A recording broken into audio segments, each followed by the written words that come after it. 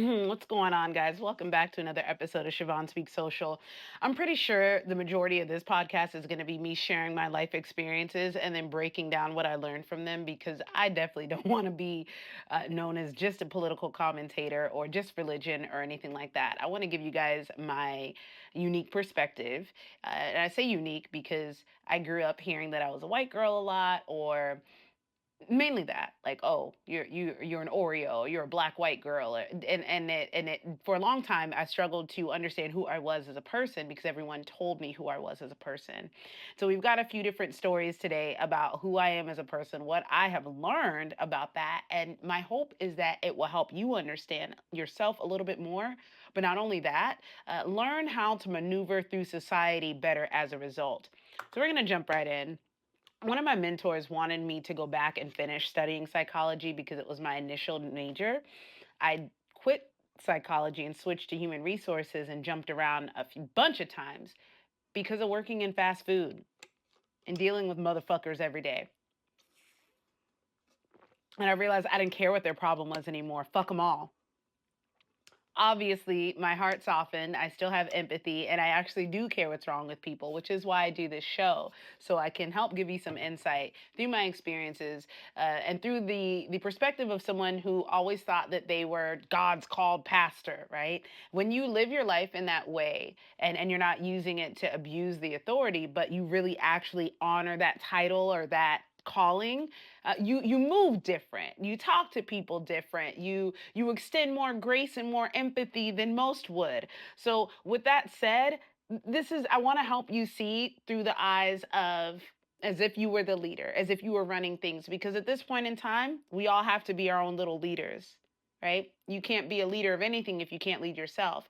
So hopefully through some of my own personal healing journey and those experiences and those that I've helped my clients and those close to me come to, you'll be able to get some free therapy and some free church. Because you know you got to pay to go to church. Stop. Okay, I'm done. All right. So, anyway, I want to start by telling you guys a story about how it's been looking for commercial real estate and a place to find my gym. Well, the first story was a few weeks back. I saw this warehouse, you know, the kind that have like a garage door, but it also has like a little office by it. And my old mechanic used to have something like that. And I was like, you know what? That'll be cute. I can have my office and then the gym, like the garage door side is where the clients, I'm like, that's perfect. It's not big. I thought it was a great deal. And I actually know someone that's already doing that. Like that they are in that building that I saw. So I figured, fuck it. Let's just give him a call, see how it goes, see what he says about the price. And this is my first time. So let's, I gotta break the cherry. Right. So I give dude a call, and dude is so nice and friendly. He's like, oh my God, yeah, you're interested in it. Well, yeah, it's great. It's got this, it's got that. And I'm like, well, I'm actually right here. So if you were close by, and he's like, what? Yeah. Let me switch my truck with my wife. We're gonna drop it off and switch it some shit. And he's like, and I'll meet you there. But before he let me get off the phone, he felt the need to tell me all of the business of the other trainer that was already in that unit that I said. Now, little does he know, I follow this trainer on social media, and his clients are actually friends with some of my clients. So I've been watching their journey so I can see how to take the next step to have my own personal training studio. So he's spilling me the beans on this black man's business, already pissing me off, putting his junk out there. Yeah. I'm not going to renew the lease with him. And, there's nothing wrong with him. And actually, yeah, his business has grown since he's been here with me. And there's nothing wrong with him. I just don't like him having his clients outside. He's just spilling this man's business. I'm like, And he's like, by the way, what kind of business do you have? And I'm like, also fitness. And he's like, oh, well, I don't know if I want to do, competition. And then, but yeah, he's not going to be here. So y'all won't be competition because I'm not going to renew. But yeah. I don't know if I want, you out have it. And I was like, well, I've got women's fitness only. So we won't be outside throwing tires around. Or I can keep my ladies in the facilities if that's fine. And mind you, it's not like he's in a prestigious area. He's literally behind a Sonny's barbecue, a fire department, a self-storage unit, and Full Sail University, which is like a whole production set. It's not fancy where this place is located. So for him to be throwing this man under the bus simply because he has his clients outside, doing fitness stuff, not graffitiing the walls or anything, it already rubbed me the wrong way. Nonetheless, I go and I sit and I wait for him. He says he's coming with he's gonna trade cars with his wife. I pull up and I'm sitting there and I notice a woman pulls up in a truck beside me. He said he was trading trucks. She looks at me, and within a few minutes, I get a phone call, and the dude's letting me know, hey, you know what? I really don't want to get your hopes up. I don't think I want another fitness trainer, that type of business in my facility right now. And I was like, okay, no worries. Now, okay, this I'm sharing this story with you because the first thing I thought is this his wife? Is she looking at me like, oh Lord, it's another black trainer and they're gonna be ghetto, right? Remember, because now this is fresh in your head. You saw the Super Bowl show, you saw it, right? So I'm wondering, is that what just happened? Because immediately after the woman pulled up and she went inside to one of the offices because it's a commercial building, she did she call him and tell him like I'll never know. And this is what it's like to be a black American. You don't have proof. You don't know. For all I know, that's not what happened at all. But for all I know, it's exactly what happened. But I'll never know. Next time, though, I've called at least 2 or 3 places since then, and I felt like I've had similar treatment. Called another place. Dude told me it was almost 4 grand a month for his facility because of CAM, which is what was it, care and maintenance of the area. Guys, it smelled like actual dog shit around this building. And I have nothing against my homeless community, but it's right around where a bunch of homeless people actually do hang out and congregate. It smells like shit. There's a tattoo parlor. Every business that's around there is a little, not super prestigious. They're a bunch of local mom and pop shops or whatever. So when this man told me $4,000 for rent for something that's the local homeless hangout, smells like shit, and a bunch of teenagers hang outside the kava shop and the tattoo parlor, I'm looking around like, can he see me? Because that number is absolutely fucking absurd.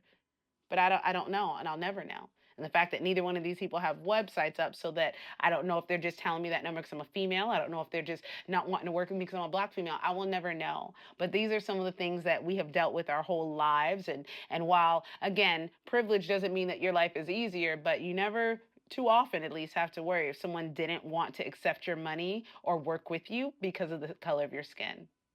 So, speaking of which, let's jump right into some projection that I've noticed a lot of people who don't like transgenders experience.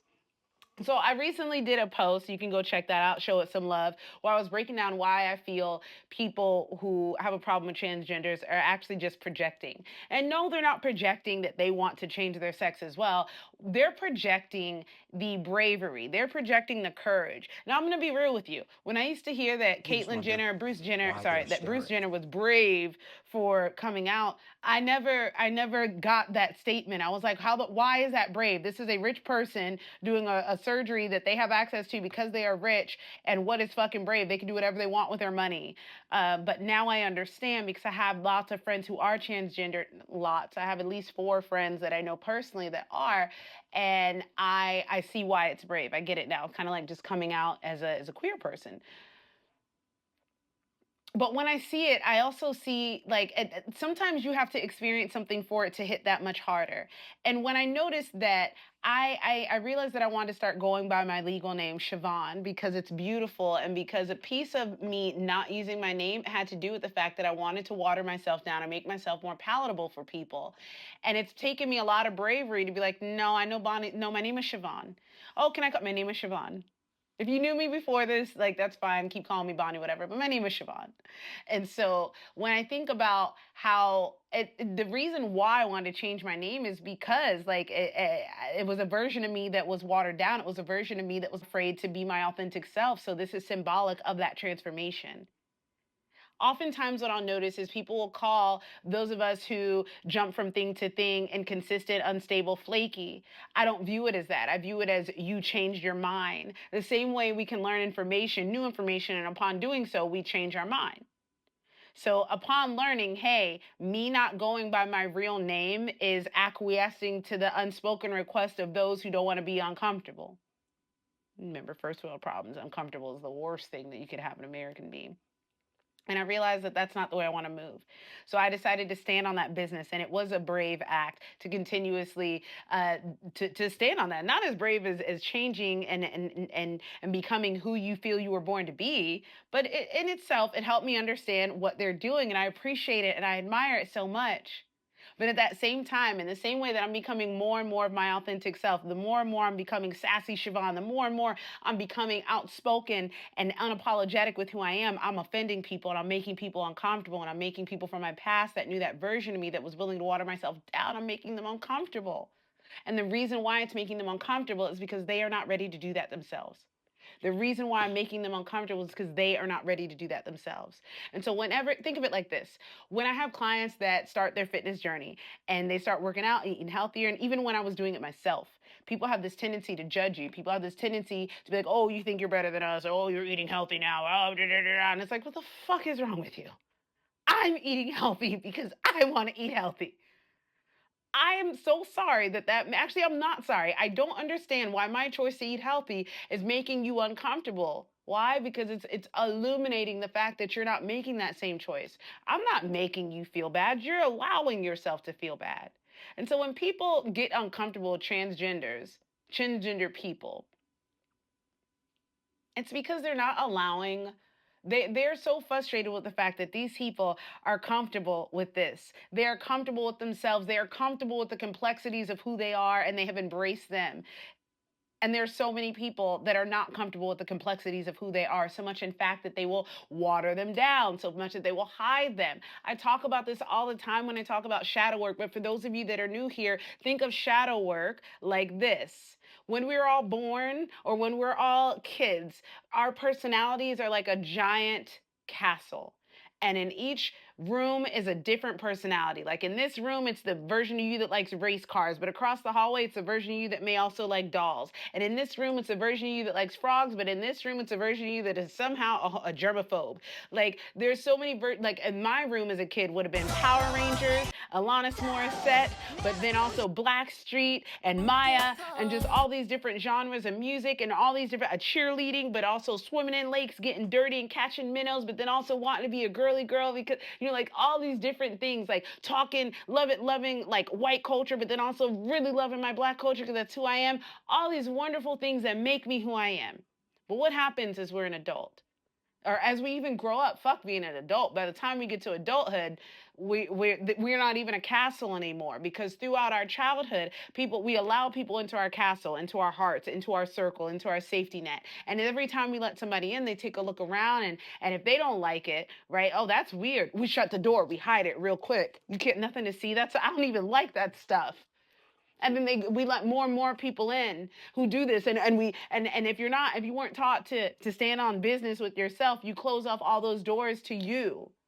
And in doing so, you look up and none of those things about you that make you are there anymore. And you are like a one bedroom fixer upper, but manufactured home when you started off as a castle. That's what most of us become. So when I see people do stuff like take back their first name, even though it's hard to say, when I see people do stuff like go get the surgery that is going to make them feel like them best selves, whether it's getting that BBL, but yes, I have mixed feelings on that because I'm a personal trainer and you can make the BBL yourself, so don't come for me. You can't make a penis out of a vagina. It's two different things, but anywho, stay on topic. Okay.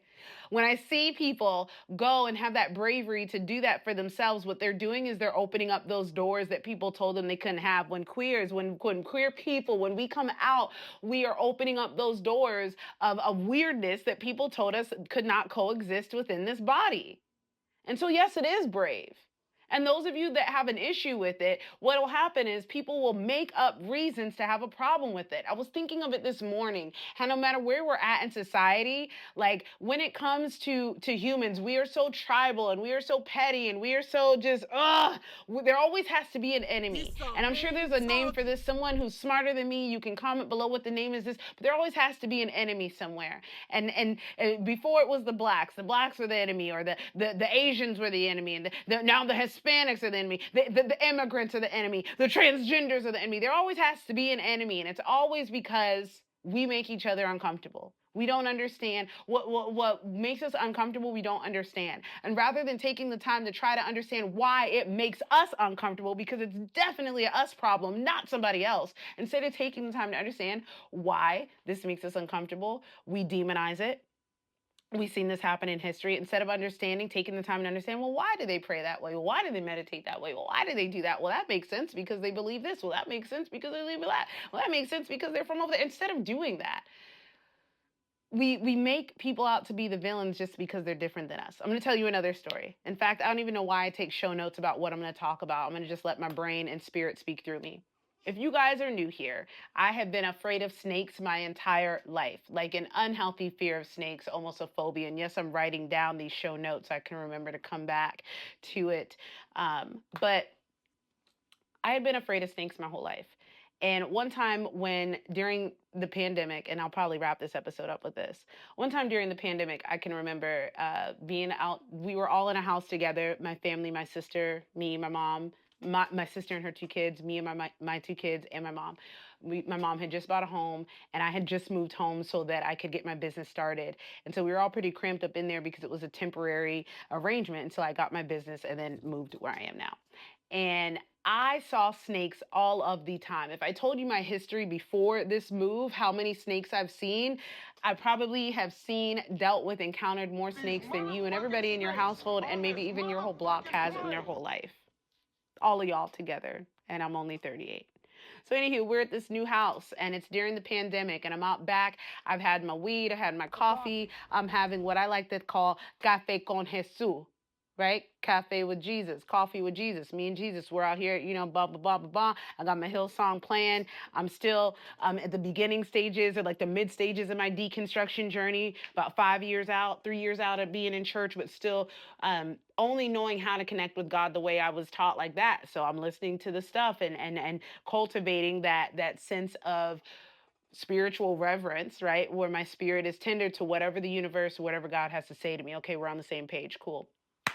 Eyes closed. We're high. We're in the zone. Something said, open your eyes. I open my eyes. There's a little snake going underneath my feet. So I got my feet up on one of those, like, like on the bottom of the chair. I scream so loud. My dog comes outside. She finds the snakes, rips it in half. It was a sight for sore eyes. Okay, next snake encounter. I'm in the pool in the back pool on the backyard again, just chilling in my float, and I look and I see a snake on the fence going across the top of the fence, and I'm like, "What the? Does anyone see this but me?" Next time I see a snake, same house. This is like the same month. I'm in the kitchen. The kitchen has a window that goes to the backyard. I'm looking at the pool. I look on the fence. I see a snake doing that same junk on the fence again. I'm like, why am I the only one that sees this? Goes to the recycling bin, picks up the recycling bin. Lots of little baby snakes. I'm like, how does nobody see these snakes but me? So finally at this one, I'm like, God, what are you trying to tell me about these snakes? Like, why are they always around? What do you want me to learn from them? And it was during, right, like I said, the pandemic, and it was right around the time of George Floyd and Ahmaud Arbery, who had been shot for running, just fucking running. And God, universe, I'm gonna call God God because that's what I was raised to call God. Okay, God said, "What's your issue with snakes? We're gonna work through this. I'm gonna tell you why you keep seeing them so much." And I was like, "Well, I don't like the way they move." It's like, okay, go on. Why not? I'm like, well, they don't have feet like me, and I walk, and it looks normal to me to see like a person, a dog, an animal walk. Every other fucking animal walks, and if it doesn't, it flies. But these motherfuckers do this little thing right there. I don't like it. Well, why not? Well, I just told you why not, because it's different than me. Oh, okay. What else? Well, because they move different than me, I can't really predict what they're gonna do next. Oh yeah, yeah. I can't predict what they're gonna do next. So what does that do to you? It makes me feel scared. I feel uncomfortable. So does that make you want to do? It makes me want to pull out the shovel and cut their heads off, like I had been doing, but I didn't have time to tell these people that story about that. But back to this, yeah, it makes me want to kill them. And in that moment, God helped me understand racism through my hatred of snakes, my unfounded hatred of snakes. I didn't like them because they were different than me. Because they were different than me, I just didn't like it because it wasn't the same as me. But I also learned that because they weren't the same as me, I didn't understand them. Because I didn't understand them, I couldn't predict them. And because I couldn't predict what they were going to do next, it made me fearful. I went back to my critter brain. I went back to my reptilian brain. I went back to fight or flight, very animalistic type thinking. And it made me think this is why racist, or this is why people have an issue with black people or any other races. They don't understand them. They don't know how they move. And because they don't know what to do, when we are feared, when we are uncomfortable, we turn into self-defense mode and sometimes offensive mode. And this is a pattern that you can see in animals and in humans just all over through time and history. And I'm not saying that it is okay for racist people to kill black people because they don't understand them. That's not what I'm saying. It helped me understand why there's this knee jerk reaction to want to kill us there's so much fear. And if you remember what I said, and I keep saying this thing that people don't like things outside of the box. I can't remember if I said it in this episode or the one I filmed right before it, but we don't like things that don't fit inside the box because it's hard to categorize them. It's hard to know what they're going to do next. And it's hard to keep business as usual and keep the conveyor belt of life, capitalism, ruling people and classes. It's hard to keep people in check. It's hard to control people. They don't like black people because we're hard to control, because we don't move like them. We're not easy to predict. You don't know what we're going to be. You don't know if we're going to be the hood girl who don't know anything or the hood girl that knows everything. You don't know if we're going to be the you know what I'm saying? Like, there's so many there we're not a monolith, and no group of people are. But I hope that this helped you understand, and I hope that maybe a light bulb went off for you on that one. I've got another story about snakes that I'll save for another episode, because I'm committing to try to keep these things as short as possible. So until next time, thank you so much for tuning in. Catch me next week on Siobhan Speak Social. Did I get these things on right? Okay.